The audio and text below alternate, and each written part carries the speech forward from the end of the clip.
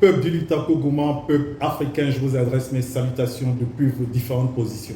Nous avons fait immersion du côté de l'Afrique de l'Ouest en Mauritanie, où les étrangers sont traités de façon malveillante et je dirais même de façon brutale, sauvage par les autorités mauritaniennes. C'est incroyable juste ce qui se passe en Mauritanie. Au moment où nous, les panafricains, nous prenons la libre circulation dans les différents pays d'Afrique, nous voulons faire de l'Afrique un pays, pas un continent. Nous voulons unir nos forces pour pouvoir peser lourd dans la géopolitique internationale. Nous avons des dirigeants qui font le contraire, qui rament à contre-courant. Je vous laisse d'abord regarder cette vidéo, puis je reviens s'il vous plaît. Je suis un simple chauffeur, je travaille à Nouakchott, je suis là. Je réside à Nouakchott depuis l'âge de 7 ans. Je me rappelle très bien, c'est à l'âge de 7 ans que je suis rentré dans ce pays. Ce pays qui m'a beaucoup apporté, qui m'a adopté. Certes, je suis sénégalais, mais je me sens plus mauritanien. Donc, si on entend cette loi qui est là pour nous les étrangers, résidant à Nouakchott, travaillant à Nouakchott, vraiment ça nous touche au cœur. Nous voulons tout simplement demander à l'État mauritanien d'essayer de relativiser les choses entre nous, la Mauritanie et le Sénégal. Je parle du Sénégal parce que je suis sénégalais. Voilà. Donc, en tant que pays frère, on tend la main, on demande que nous, on puisse travailler dans la paix et dans la joie, parce qu'on ne connaît que le travail. Dans ce garage que vous voyez, depuis 89, je suis là. Depuis 99, je suis là.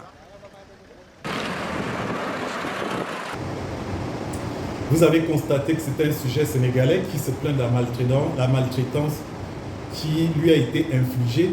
Il y a beaucoup d'autres nationalités qui sont victimes de la même maltraitance, ce qui est dommage. Et qu'est-ce qui se passe aujourd'hui? Il se passe que les Maliens, un mouvement de patriotes maliens est en train de fermer tous les magasins mauritaniens au niveau du Mali. Je vous souviendrai quand même que les Mauritaniens, ils sont connus pour avoir des magasins dans la plupart des pays africains où ils exercent leur commerce paisiblement. Imaginez que la réciprocité soit utilisée dans tous les pays d'Afrique. Je pense que c'est le gouvernement mauritanien qui sera en perte de vitesse sur le plan économique parce que toutes ces personnes font des transactions au niveau de leur pays.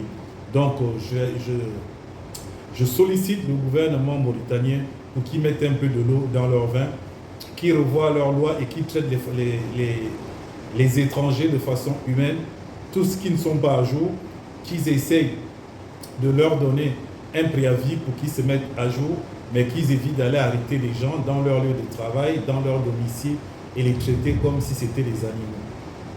Donc je suis vraiment très outré par le comportement des autorités mauritaniennes et je tiens à le fustiger, à le condamner, à le dénoncer.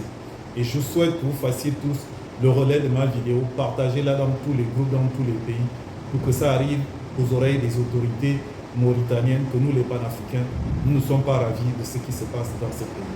Sur ce, je vous dis au revoir pour un prochain podcast. Que Dieu vous bénisse depuis vos différentes positions.